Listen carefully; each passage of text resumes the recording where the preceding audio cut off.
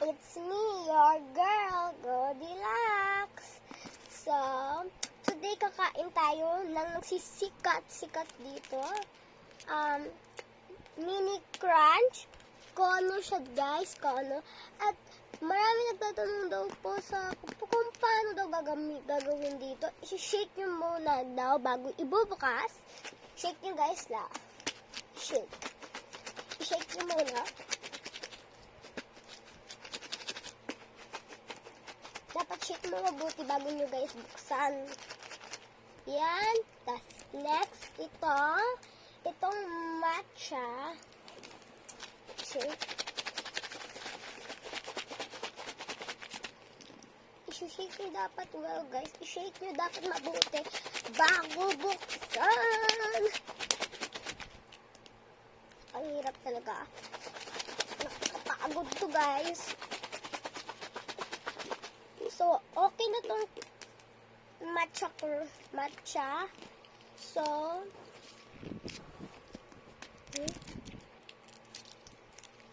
guys, buksan na natin ito guys.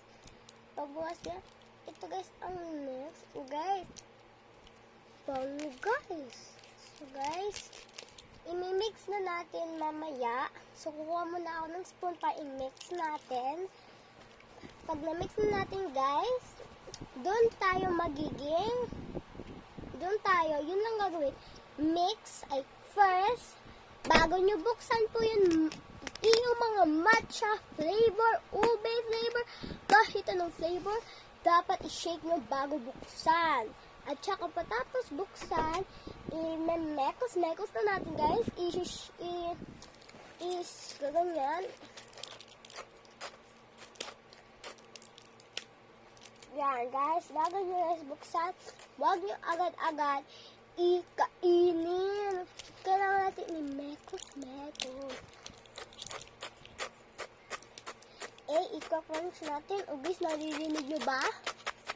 So, crunch natin. So, sa mga tao sabihin, tapos nyo ba i-mekos, kakainin nyo na ba? Hindi, girls. Hindi guys, gaganon. Hindi mga golds. Hindi guys, ganon yun.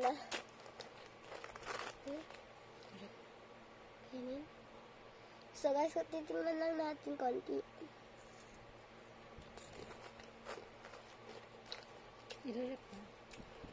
Sarap. Pero, bago kainin lahat, i-wrap nyo muna. So, isasarado ulit to kasi ito naman sunod.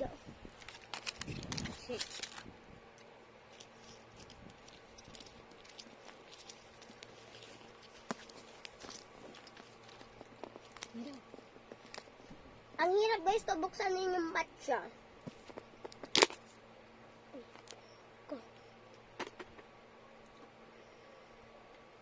Okay, plastic lang matcha.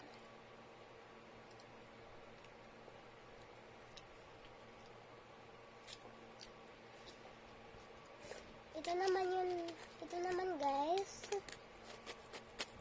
Ito, matcha naman guys, imemekos natin. Dapat imekos mo guys na mabuti, ha? Baka hindi yung imemekos. Kasi pag imekos na hindi. Ayan.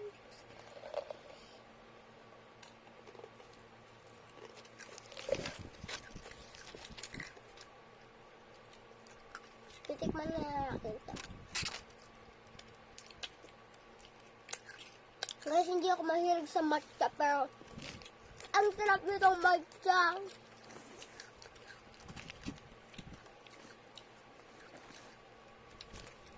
So, yan guys. So, i-freezer na natin tong matcha. Kaya mo na guys.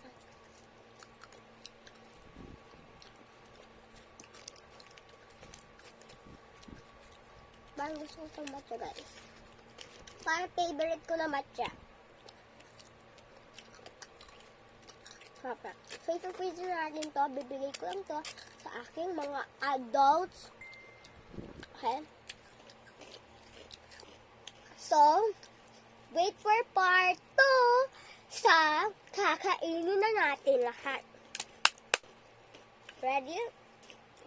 Ready to pair? Let's go! Bye! And remember, like and subscribe to your girl Goldie Live!